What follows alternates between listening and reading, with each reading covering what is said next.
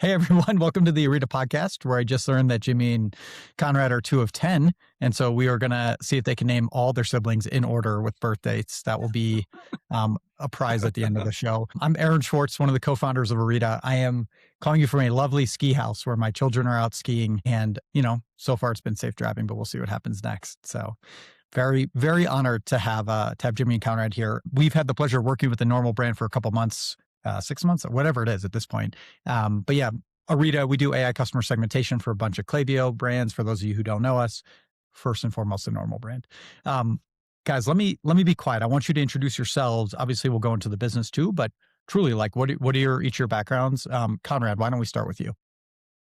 Okay. So I'm Conrad. I'm the second oldest in the family and was actually the third to join the Normal brand. So Jimmy started it, then my brother Lan, then myself. I went to law school, practiced law for a couple of years, and then was pumped to join Normal brand full-time in 2016. And I'm Jimmy. Started the Normal brand in our parents' basement in 2015. My brothers joined me right after, and we own and run it together. Background, we're from a big family, so I'm the oldest of 10 kids. So we really grew up kind of on a team, and that definitely influences a lot of how we try to run this business. We are encouraged very early to behave and think entrepreneurially. So from the time, like, he and I owned a business when we were 12 years old. We ran a summer camp. That was the first business we ever started.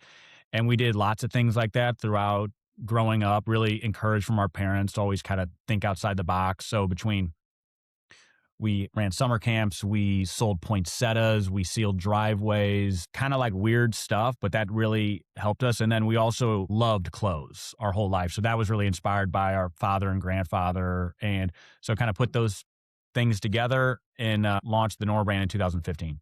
I have like 50 follow-up questions already. Conrad, why'd you go to law school and why'd you stop practicing law? Or like, does it actually influence kind of the work that you're doing at the Normal brand? Like, are you in charge of like the legal side and whatnot at the company? Yeah, that's a good question. So my dad, he went to law school and then works in real estate full-time with his family. So I always thought it was cool. He always said that the law degree helped him on the thinking side of things, even if he wasn't practicing full-time. So kind of followed in his footsteps, then practiced for a few years and got experience, and then realized that working with family in a business that my brother started was better for me. Guys, I love it. The degree I considered getting always was a law degree, specifically tied to like critical thinking, and so I love that you went down that path. All right, Jimmy, I want to talk more about some of the early entrepreneurship, right? So it sounds like, I mean, really and truly, this was in your guys' blood. Like you even listed you sold poinsettias, and was there any ambition tied to it? Is like, oh, I want to make $1 billion and be an entrepreneur this way? Was it like, hey, this is just what the world is, and if I can go create jobs, that's lovely? Like, what was kind of the inspiration? Not just for you, but kind of all you guys. And then we'll double click on Normal brand next. Yeah, I think I am speaking collectively for us in that obviously the way you're raised is an enormous influence. That goes without saying. And so we grew up where our dad worked with his family. They were very entrepreneurial. Our mom was very entrepreneurial. So those kind of discussions were they happened at the dinner table every night. And so it was really just a part of it. And so the idea of having our own business from the time I can ever remember was always what was going to happen. That was just the thing. It was almost like there was no other option, really. Then in college, it starts getting real when you've got to start like, okay, well, what am I going to do? You can't just say I'm going to start my own business. And so post-college, I did investment banking for a few years. And that really influenced me, where I made the decision internally where I was like, I'm not built to work in a corporation. Like, it just wasn't, I don't think I was good at it. And so I think that my skill set and collectively our skill set was better off just figuring it out on your own and trying to make something work. And then pairing that with, for the Normal brand specifically, that came from a personal need. So the idea of these Normal shirts was really, I wanted for myself. And so there was no business plan behind it at the beginning. It wasn't until people started asking me about it and things like that, where it was like, well, maybe these two things actually could be together. Were there, so if I'm interpreting right, it wasn't like meant to be like a kind of game-changing brand at the start. It was like, hey, I've got a need. I know how to start stuff. I'm doing this. And then it kind of like the business got pulled out of that. Is that a fair way to describe it? Yeah. Yeah, that's exactly right. It started with a personal need, and then it was kind of like you stumbled upon, well, maybe this could be a business. And then I would say in a very sloppy way, it got started. I mean, we knew nothing. And there was not really a great master plan or anything like that. So the one thing that our parents, I think, really helped us with was a bias towards action. So we just did things and made tons of mistakes, but learned, sometimes quick, sometimes not that quick, and then would just iterate and try more and more things. So I think that is really what helped us start it. Were there any like seminal moments looking back where you're like, oh my God, I'm such an idiot. I can't believe I didn't know that. Or like, were there like monster mistakes you made that are worth kind of reflecting on? And, if you can tease out the lesson learned or how you could have learned it faster for other entrepreneurs, I think that would be helpful. Yeah, I think that the idea of starting the Normal brand actually was teased out over really a few years. And I was really kind of afraid to take that jump. And so I always kind of had these off-ramp options. I was going to get another job. I was going to go to business school. I had kind of like all these like options A, B, and C, and that just felt safe. And it wasn't until some of those were just taken from me without my consent. They were just, I didn't get into the school I wanted to go to. I was about to, this job I was going to get in private equity. They told me that they're going to offer, they pulled the offer. And so it was really kind of, I was put in a position where I felt like I had no other options. And little did I know that that's exactly what I needed to have the mentality that I think it takes to move forward with it, which is there are no other options, a burn the boats mentality. So having that mindset is one of the single most important things that I think is what allowed us to take steps forward from A to B, B to C. One of the things I learned, so I ran a brand for a while, right? And we, at some point in 2016, we pivoted from being it was a watch company, and we pivoted into being like an influencer marketplace. And we didn't know what to call it, but it was that. And we had, so many good ideas, so much traction, but I was bifurcated. And so I was still running the watch business while doing that. And I think one of the things I appreciate about how you were even describing this is the fact that you like, hey, this is the thing. We're focusing on the thing. And like, this is it. And how it allows you to get through stuff. Conrad, you're watching this happen, right? Was there a moment where you're like, Jimmy, just start the business? Like, what are you doing? This is a good thing. Or like, what was your experience? Or, hey, buddy, this is a bad idea. What are you doing? Go find a different private equity job, like plenty of fish in the sea. Like, what was your kind of experience before you kind of joined full time watching this develop? Yeah, I thought it was awesome. Like, I remember the first time Jimmy called me and he said something about normal shirts, and I could just tell he was pumped about it. Jimmy's a smart guy. And it was the first, well, I think it was the first. Basically, I was very pumped. There was never anything like, oh, that's a dumb idea or anything like that. And I think our whole family was just pumped about, how could we help if at all, if anything. And so my first real intro was at this Chicago collective. We sell wholesale also, retail, online, and wholesale. And I was working full time at the Attorney General's office in Missouri. And Jimmy and Lan invited me and my other brother to come in and help a little bit on the sales side. And it was an absolute blast. So that was kind of a pivotal moment, I would say. I like it. Maybe a silly question, but again, reflecting on my background, I started a watch company knowing nothing about watches. And I still have a picture of the whiteboard where Buddy and I during business school were like, all right, we're going to do this in the summer. And one of the bullet points of like things to learn was like, how do you source watches? Like we literally had no idea. How do you do shipping? It was like actually the bare bones. What was the hardest thing? Maybe not the hardest, like what was the seminal thing where you had no idea about like actually running this type of business, right? You have a family of entrepreneurs, you're ex-banker, ex-lawyer, like you guys are obviously like smart, capable, analytical. But what was the thing about building a brand, if you can reflect back, that was like kind of like the aha where you're like, oh, I have no idea how to do this, but you actually stumbled into doing it right? Yeah, there are so many, and I can completely relate to that. I mean, this is a global business, right? Like the manufacturing supply is overseas. And so I didn't know what a tech pack was, which a tech pack is the blueprint to how to build the shirt that you want to make. So I didn't know what that was. I didn't know what that was for a few years.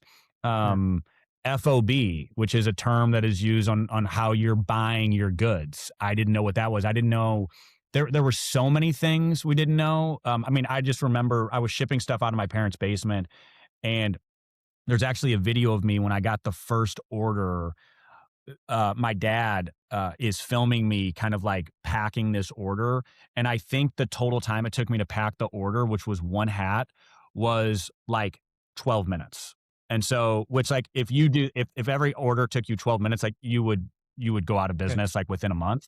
And so I didn't know how to print labels and all that stuff. So, but I really do think that learning all that stuff, I mean, we could have maybe sped up the learning process had we had some people there who kind of knew some of that stuff towards the beginning, and maybe not made some mistakes, but I don't regret any of it. And I think that has really helped us as we build this team.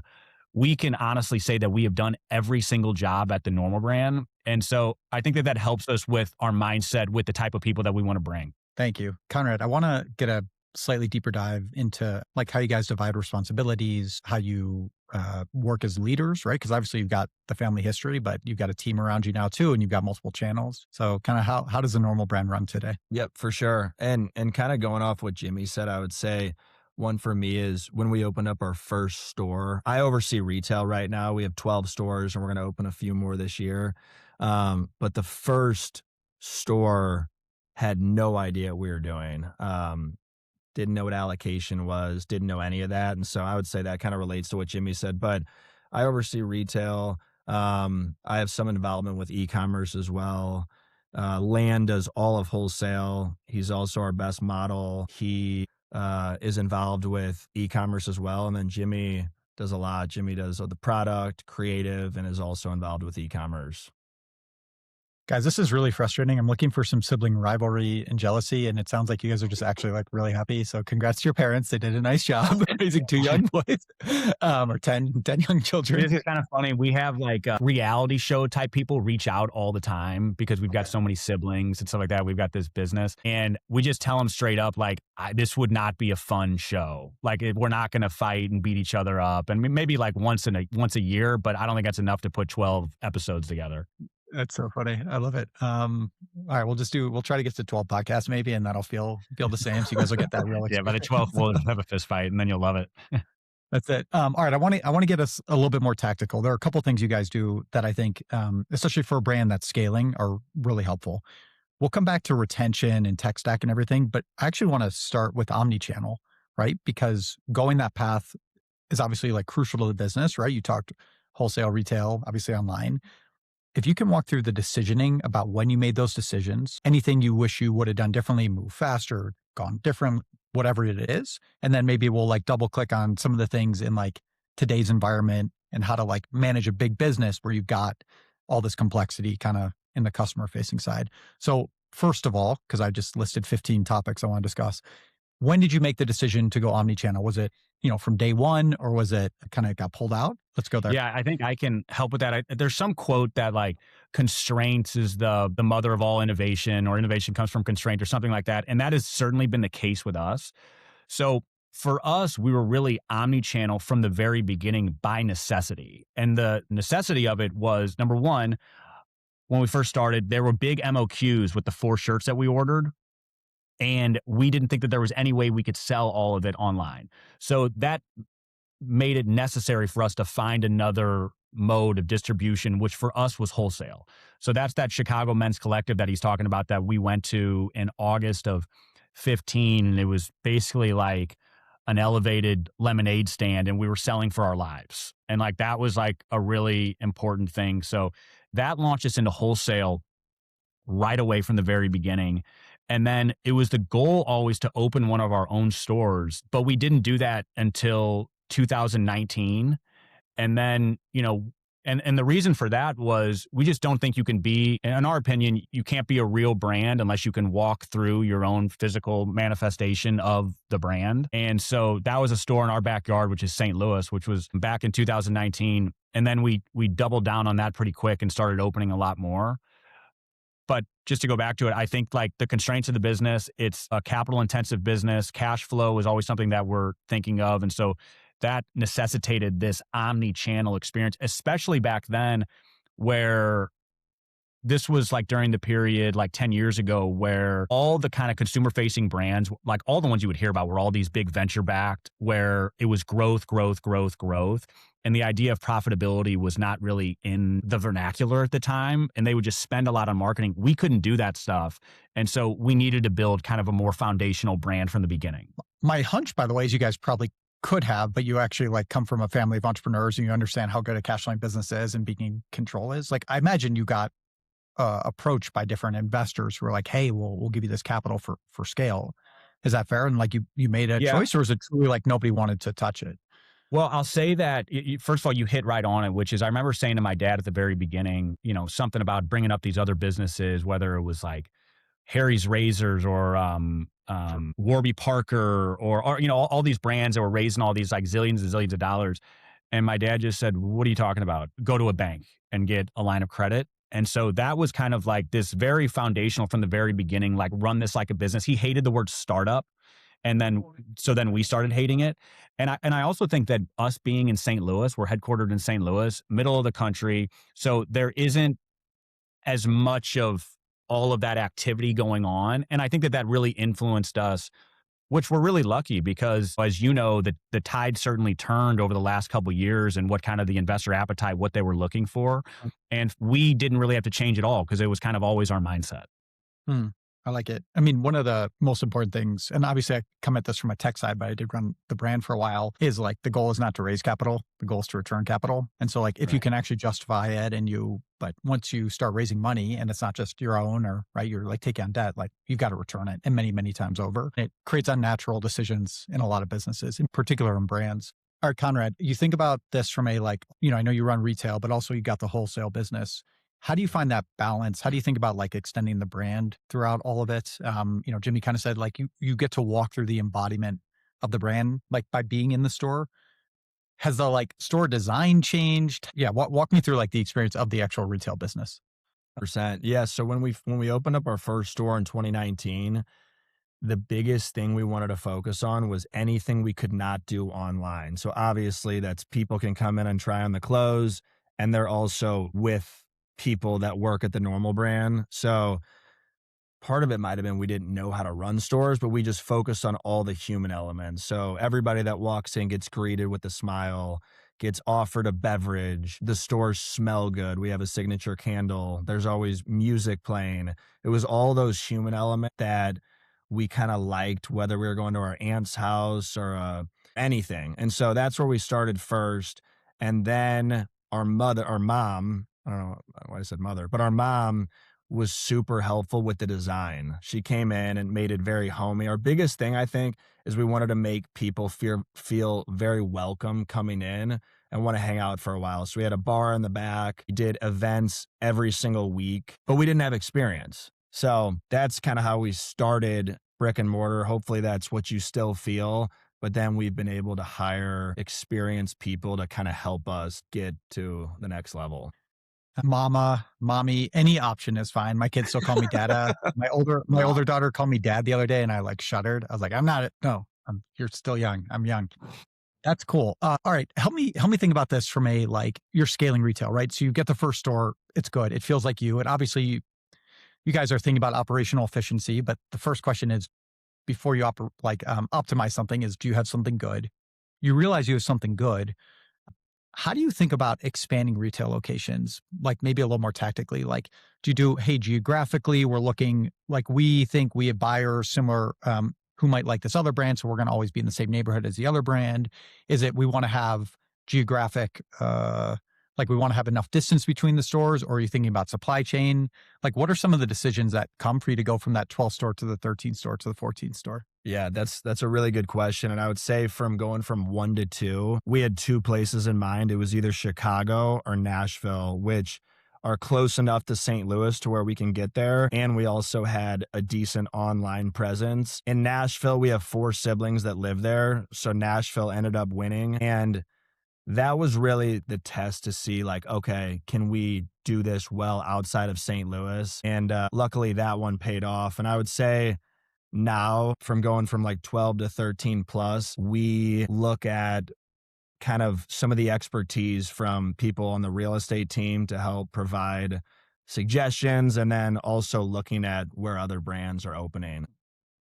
I love it. One more question on this front and then wholesale, and then we'll go into the tech side. Are there other stores or other brands, whether they're old line brands or newer ones, where you look at and you're like, you admire stuff that they're building in terms of their retail presence, or you go, oh yeah, this is really cool, or we can learn from them, or they inspire you in one way or another? Yeah, Yeah, ton. I mean, I think that like Ralph Lauren is just the king. Love just so we have all of his books, and really he just created this like alternate world that you step into, and you know the story, you know his family, you know all these things, and so we're certainly inspired by him and many others. I love it. I remember going into the New York Ralph Lauren store, the whatever it is, like Midtown. It was just stunning. Yeah. You know, Yeah, I wasn't buying anything. I was just walking through it, and it was incredible. Guys, I love it. You need to get me one in Palo Alto, so I don't have to. You know, I travel a lot for conferences, so I will have to go to St. Louis now. This is good. I've been used to go to Nashville, so let's do it. All right. So last kind of omni-channel question. You guys have built an incredible brand. How do you decide where to wholesale? Like, what are the things that are kind of like must-haves from the partners that you're working with on that front? So our brother Lan runs that, and he does a phenomenal job. And we learn so much from these retailers because they're phenomenal merchants. And so wholesale is a very important business for us because, first of all, they're selling our stuff. They're helping get the word out about the Norma brand. We're also around other brands like ours, and we get to learn from these guys who have done it for so long.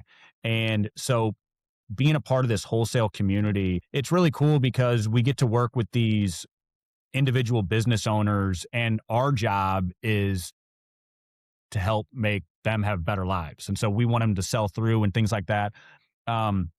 But having the connections and the network within the wholesale community has been a huge value add. Like, we will show certain retailers our line months before even people on our own team see it, to see what they think. What would you change? How do you think the market will react to this? What would your customer react? And that feedback and partnership is super important. Cool. Love it. Thanks, guys. All right, let's turn attention a little bit to online, because I know that's where we've had the opportunity to work most closely with you guys, and you both, you know, that like being an e-commerce business is still at the core. We had a really funny start with you guys as a partner, right? I think it was Sam from Riley and Crew who introduced us, and I looked. We do an audit for everybody. I looked at your day. I was like, all right, we got this. We can help. And I remember jumping on a call with you guys, and I was like, all right, cool, done. They're in. And then it took a while, and there was appropriately a lot of skepticism, because you're like, what is this ML stuff, whatever. And then at some point I got a text from Kyle Hensey, Chubby's founder, right? Or one of the co-founders, who was like, yo, I think I got the Normal brand for you. And I was like, what? I've been talking to these guys forever. What? And so I think one of you reached out to him, and, you know, at least like I get to like call in Kyle to be like, cool. Like we might screw up a lot, but we're at least trustworthy, and we're giving it our all. You work with us on segmentation. I am curious, what are the changes that you guys have made? Or like, if you think back to like, what was the skepticism and what have we done well? And by the way, I'll take some, you know, honest feedback. So if there's anything you want us to do better, we can do that live too. But yeah, I'm curious, like, for your journey with us, because I've obviously seen it from one side. Well, Aaron, I'll say, first of all, it was a great decision to work with not only Orita, but also with you, because you've been a great person to even just bounce other ideas off of, which you don't have to do, but you do it gladly. And I mean, you've even sat on calls with us, with other companies. So that was cool. We'll talk about that one online. I'm curious if you're working different discussion.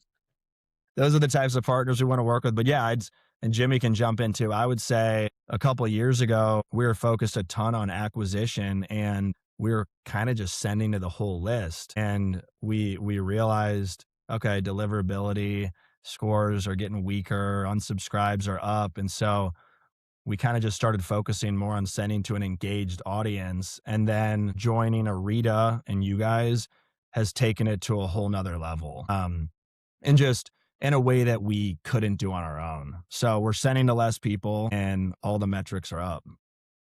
So, I mean, reducing send volume, Klaviyo costs going down while revenue is going up. And this is in large part to your guys' smarter segmentation, which it's been an amazing learning experience for us as well. It's so funny, like, this company has been around 10 years, but I feel like every year it's like a brand new company, and with working with really smart partners. And that's why we do take a while before we we want to vet, because there are a lot of like, software and things out there, and a lot of stuff gets pitched to us, but so we take our time, but then we really want to go deep, and partnering with you and Orita has been a huge win. This is great. I'm going to end the call right now before there's any complaints or criticism. Yeah, no, I appreciate it. I was like, I'm a boy from Cleveland. I connect with these guys. They should just be in. And then, no. So I appreciate how you guys vet software. Abstract away from Orita. What are the things that are like, you're really inspecting when you think about trialing a new technology? What are the like immediate red flags? What are things where you're like, okay, cool. Like this may be worth spending the time. And then I do want to go through other problems you guys have, or like opportunities in the tech stack, and maybe explore there a little bit too. I can take that. Okay. I think that a lot of it is shaped by kind of how the software provider looks at the business and what things that they're focused on, and if we're aligned already. So for us, it's we have other things that we're focused on within our business. Obviously, product is of enormous importance. We can't do anything without making a beautiful product. So that is a huge emphasis always, but that just goes without saying.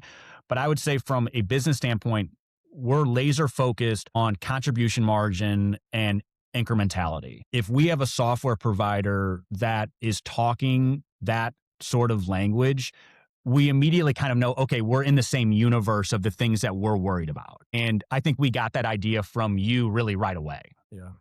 And I would just say, in addition to everything Jimmy said, when somebody that we respect recommends a company, that's also super helpful.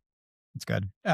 Thanks, guys. All right. So let's put the segmentation to the side. There's so much else happening, even just in the retention world, right? There's like, there's personalization, there's like flows and discounting, there's different stuff in the loyalty side. What are the other kind of problems you guys are focused on, right? Jim, you kind of said every year it's a new business. Where else are you guys focused specifically in the retention journey? Yeah, so I would say last year we had a lot of success with getting more first-time customers, and even like the pop-up on the website. We started working with Aaliyah, which helped us capture, I think, like triple to quadruple the amount of people. So now an area of focus for us is definitely getting them from that first purchase to the second purchase as quickly as we can. So a 60-day repeat purchase rate is a KPI for us that we're really looking at strong and bumping that percentage. We work with Common Thread Collective, which, Taylor Holiday and Lacey is our growth strategist, and she does a phenomenal job. And so those are things that we're kind of talking about literally on a daily basis. I'm glad you mentioned CTC. They are awesome for anybody who's thinking about, agent, like they obviously cover a lot of different aspects of a business, but what a great group. So let's actually think about the 60-day, right? And I'm not trying to get some secret sauce, but again, you guys are like a brand that a lot of folks look towards, right? And you're obviously still going back to your backgrounds, like deeply analytical. What are some of the levers that you're playing with to try to improve that? And if there are any like lessons learned, like we thought this was definitely going to work and it hasn't, or this we weren't sure about, but it's actually been very meaningful. Yeah, we'd love to focus on that metric. Yeah, so these are all things that we're learning like real time and trying to get better at. With being in a business like we are, where we have hundreds and hundreds of SKUs, certain SKUs just naturally have a quicker repeat purchase rate. Right? It's just a natural part of just what it is. Nothing we can do about it. It just is what it is. So first of all, learning that metric is an important thing.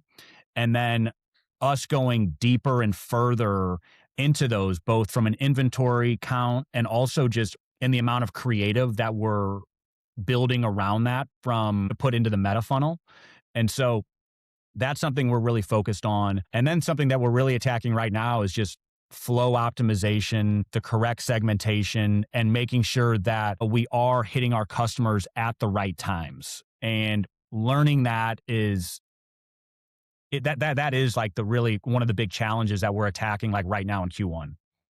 I know this is probably intuitive to you, but one of the things you said there is, look, it's not just repeat purchase rate, but we can actually look at it at a SKU level and understand that across the board, we might have this average repeat purchase rate, but there's no average product, right? And so you can go product by product and you can dial that up. I love it. When you think about the creative side and the meta side, are there any new tools you guys are playing with? Or is it like you work with CTC, they're building a bunch of creative, you guys own the brand? Is there anything you've been exploring there? Yeah, so we do all the creative output. We do use CTC does have a really good Adrienne. It's a part of CTC does a really good UGC kind of like recruiting process as we kind of build the amount of UGC that we're doing. We also do it internally. We also use a company called Gather, which has done a good job. And so those are a few different agencies that we're using on that standpoint. We're still really kind of working on what that's a big logistical and process oriented thing. There's nothing that really AI can do with that. I mean, that is shipping product, that's dealing with people. And so that's the kind of thing we're in the middle of. And then our internal creative team is just making lots of new assets. We're trying to get as much diversified creative into the funnel and then see what works and then iterating off of that. So like one of the things that we do on the UGC side is when we're writing these briefs, when our marketing team is writing these briefs, we're looking at different hooks to try out that then we'll put onto the body of a piece of creative. So it may be the body is the same on one creative with 3 or 4 different hooks. So you've got one style with maybe 4 different variations. And it's really interesting to see how the algorithm, one of those may go and the rest are flat. Will you take any of those lessons learned into your email program or into even like the retail experience? Like what is kind of the learning mechanism, or like how do you bring it all together? Yes, we're in the midst of that right now with really kind of translating the learnings from UGC into both PDPs and also CRM messaging. But there's some clear winners across the board, which would make sense, right? It's like, people want to know there's so much competition. People want to know that this isn't kind of a fast fashion brand, that this is a quality product, that it's worth the price. So it's really communicating those things through video or the written word and figuring out how to translate that to both your PDPs, your homepage, your landing pages, and your emails and SMS. Yeah. And I would say That's very like almost Please. reverse is sorry, Aaron, I interrupted you. We this is great. see products are moving in store, but not online. And so that's kind of a helpful one for us. Like, okay, like people actually like this in the store. What can we do better online? So even a simple tag like in-store bestseller has helped a product just start selling much better online. So the brick and mortar data is helpful too. That's so cool. Do you guys use Shopify POS to bring it all together, or? Yes. Yeah. And then our internal planner is constantly, and she's phenomenal. And she's got a team now where she is constantly updating the tiers of products so that we can communicate that to the creative team and to the marketing team and to CTC so that we make sure that as certain things take off, that we're backing that up with the right amount of creative. Or on the contrary, if something is slowing down, but it's doing really well in store, we know, hey, this should be good. What are we doing wrong? That's very cool. Conrad, I want to double click on the 60-day repeat purchase. When that's a metric for online, are you bringing that into store as well? Or how do you think about kind of like shared goals? Or is it always kind of channel by channel? Yeah, it's something we also focus on in store. Like we've got our teams actually write handwritten notes every single day to customers. So something we're experimenting with now is really writing those handwritten notes to people who haven't been in a while, and we're seeing them come back with those handwritten notes. Guys, you bring so much joy to me right now. Literally, so we started the brand in 2010, and through the entire life cycle of business until we sold it to Custom Ink in 2019, we had a handwritten note with every single order. By the end, it was like, thanks so much for your order. Hope you love it. But at the beginning, it was like, Jamie, thanks so much for trying us out. Hope you love it. Give me some feedback. Here's my business card with my cell phone number. So you can like literally tell me I hate it or I like it. It is so clear that you guys are like actually trying to connect with your customers. Yeah, that's awesome. You did that on every single order. It's incredible. I feel lazy. You guys are super lazy. What are you guys even doing? Of course, my business tanked. It sounds like you guys know what you're doing on some level. I want to double click on one other thing that you said before about flows and personalization. Just curious, are there like tools you guys are playing with, or is this just like you're doing A/B testing internally? Anything else that you're exploring right now, or problems that you're hoping a new AI tech tool, whatever, is going to solve for you?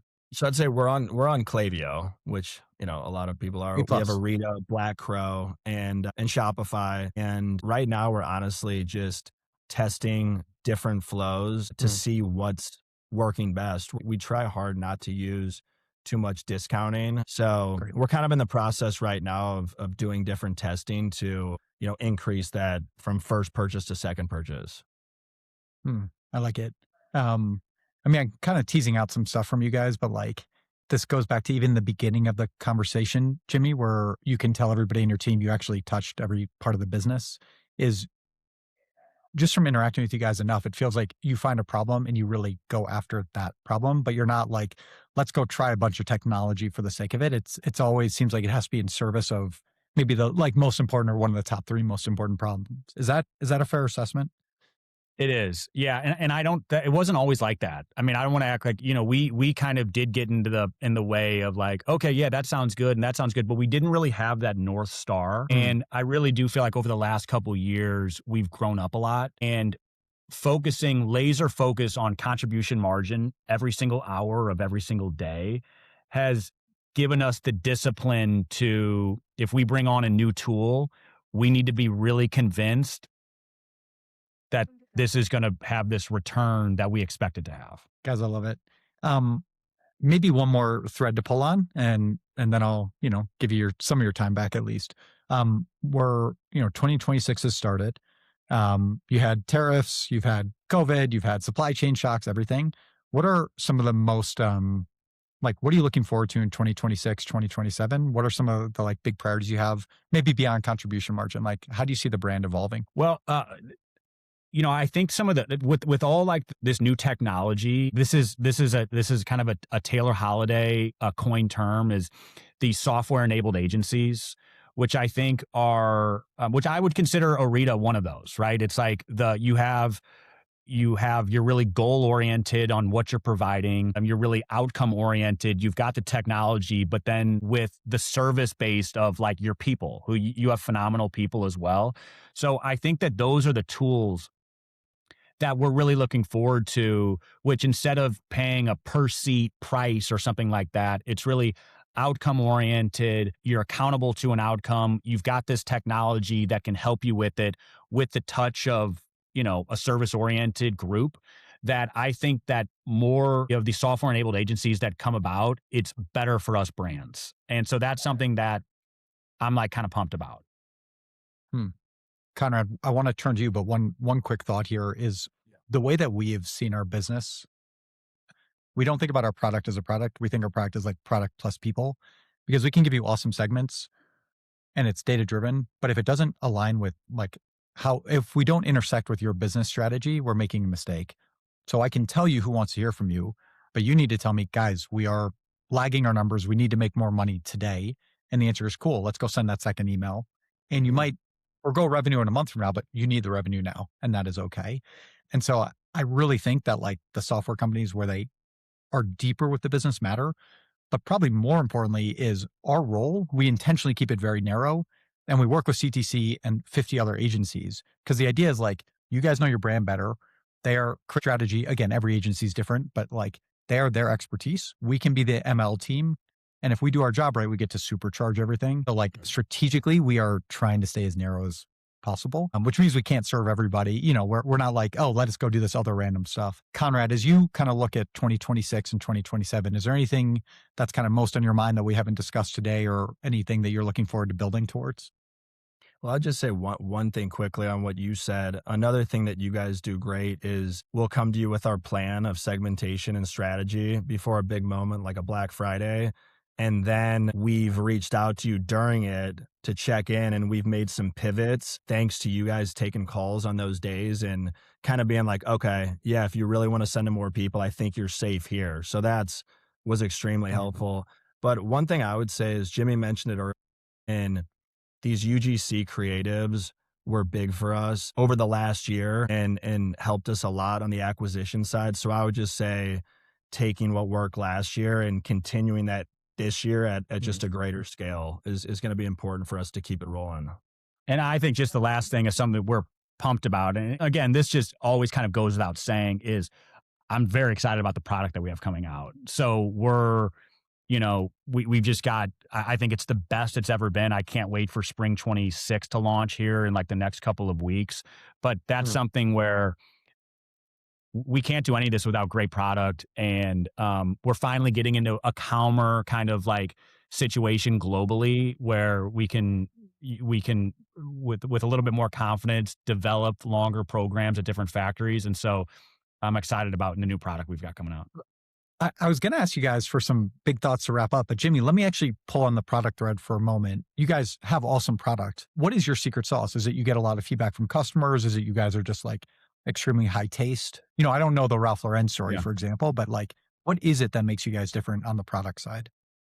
Well, first off, we love it. So I think I think that that's really important, because I don't think that there's any way you could put up with the amount of problems that arise if you didn't really love it. And so we never trick ourselves into believing we're anything different than a product company, which we need to make beautiful product that delights our customer. And we will always try to do better at that. And so that's number one.